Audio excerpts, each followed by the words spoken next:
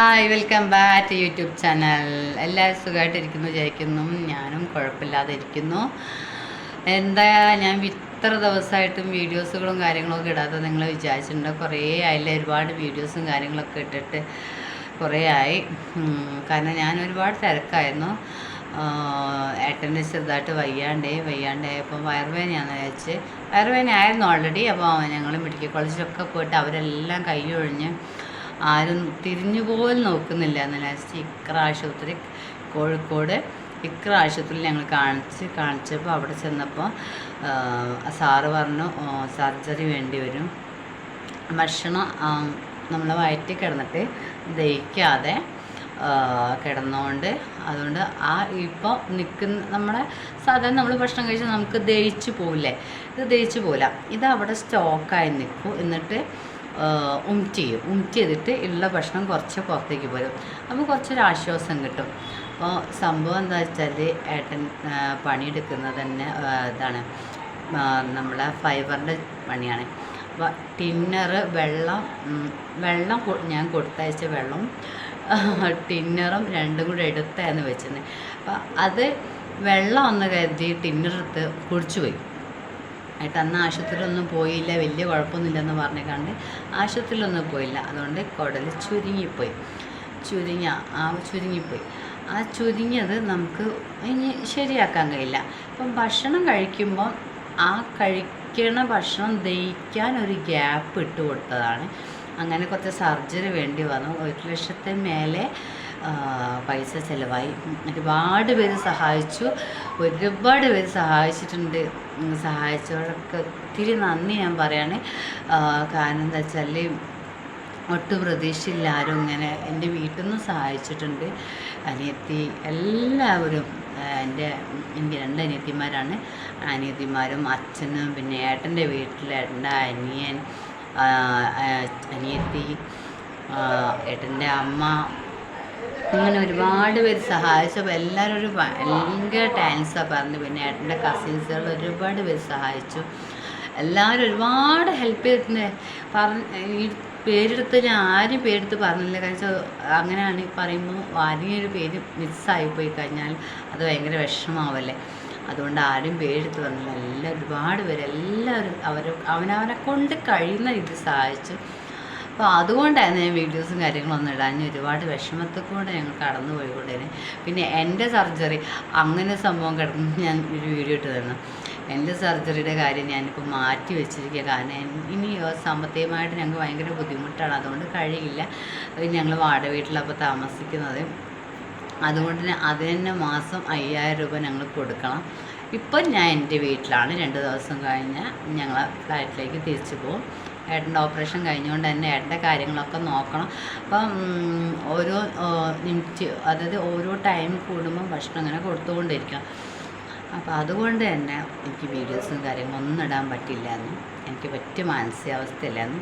പിന്നെ ഞാൻ പറഞ്ഞു എൻ്റെ ഒരു സർജറിയുടെ കാര്യം എന്ന് വെച്ചാൽ പിന്നെ സ്റ്റോപ്പ് ചെയ്ത് വെച്ചിരിക്കുകയാണ്. പൈസ ഇല്ല, ചെയ്യുന്നില്ല. മെഡിസിൻ ഇങ്ങനെ കണ്ടിന്യൂ ചെയ്ത് ഞാൻ എന്ന് കാലിയാവുന്ന എനിക്ക് തന്നെ അറിഞ്ഞൂടെ.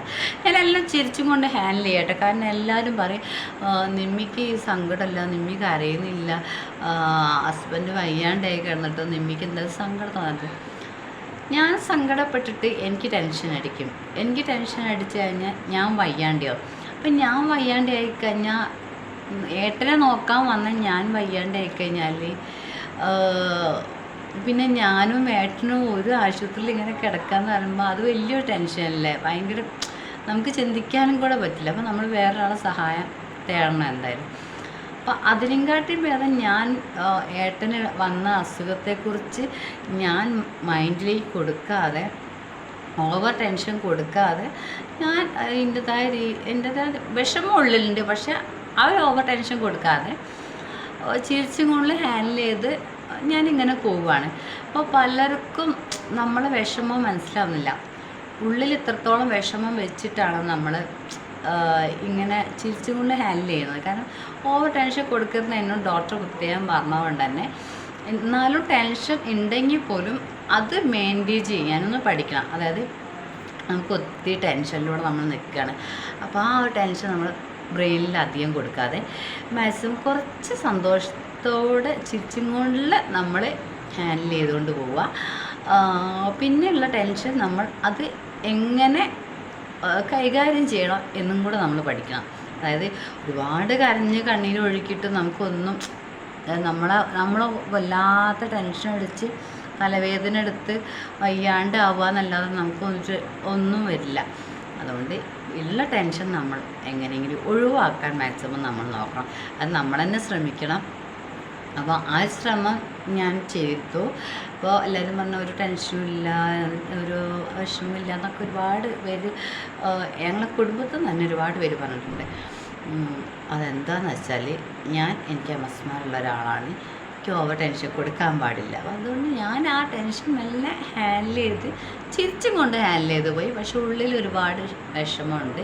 എൻ്റെ ഏട്ടനൊരു കുഴപ്പമില്ലാതിരിക്കട്ടെ, നന്നായി വരട്ടെ എന്നുള്ള എല്ലാ കാര്യങ്ങളും ഞാൻ ഉള്ളിൽ ഒതുക്കി വിഷമം ഭഗവാനോട് പറയുന്നുണ്ട്. മുത്തപ്പ, എൻ്റെ ഏട്ടൻ എങ്ങനെയെങ്കിലും ഈ സർജറിയുടെ മാറണേ, എന്നിട്ട് മുത്തപ്പൻ്റെ അടുത്തേക്ക് കൊണ്ടുവരാ എന്ന് ഞാൻ പറഞ്ഞ് എൻ്റെ മനസ്സിൽ ഞാൻ പറഞ്ഞു വെച്ചിട്ടുണ്ട്.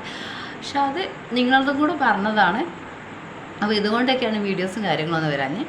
അപ്പം ഫ്ലാറ്റിലേക്ക് പോയതിന് ശേഷം ഞാൻ 2-3 ദിവസം കൂടെ കഴിഞ്ഞിട്ട് എന്തായാലും ഞാൻ വീഡിയോസും കാര്യങ്ങളൊക്കെ ഇടുന്നതായിരിക്കും.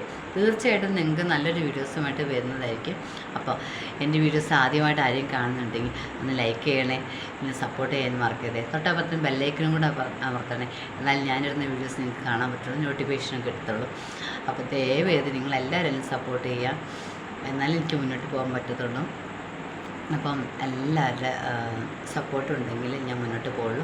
പിന്നെ എനിക്കൊരു കമൻസ് വന്നായിരുന്നു, ചേച്ചി മോർണിംഗ് വീഡിയോ ചെയ്തിട്ടേ. മോർണിംഗ് വീഡിയോ ചെയ്യും മോനെ. കാരണം എന്താ വെച്ചാൽ കുറച്ച് തിരക്കും കാര്യങ്ങളും ചേച്ചീൻ്റെ കഴിഞ്ഞോട്ടെ. അത് കഴിഞ്ഞതിന് ശേഷം ചേച്ചി നല്ലൊരു മോർണിംഗ് വീഡിയോ ഇടുന്നതായിരിക്കും. പിന്നെ ചേച്ചിയുടെ ഫോൺ തന്നെ റിയൽമിയാണ്. അപ്പോൾ അതിനനുസരിച്ചുള്ള ഒരു സെറ്റിങ്സിലൂടെയാണ് ചേച്ചി. സ്റ്റാൻഡോ കാര്യങ്ങളോ ഒന്നുമില്ല. അപ്പോൾ ഉള്ളതിനെ കൊണ്ട് അഡ്ജസ്റ്റ് ചെയ്ത് ചേച്ചി വീഡിയോസ് ഇടുന്നുണ്ട്. അപ്പോൾ മോർണിംഗ് വീഡിയോ ഇടാം. ആ ഒരു കാര്യം കൂടെ പറയാൻ വിട്ടുപോയി. അപ്പോൾ ദയവേത് എല്ലാവരും സപ്പോർട്ട് ചെയ്യുക, ലൈക്ക് ചെയ്യാൻ മറക്കരുതേ. അപ്പോൾ എല്ലാവരും സപ്പോർട്ടുണ്ടെങ്കിൽ മുന്നോട്ട് പോകുന്നു. Thank you so much.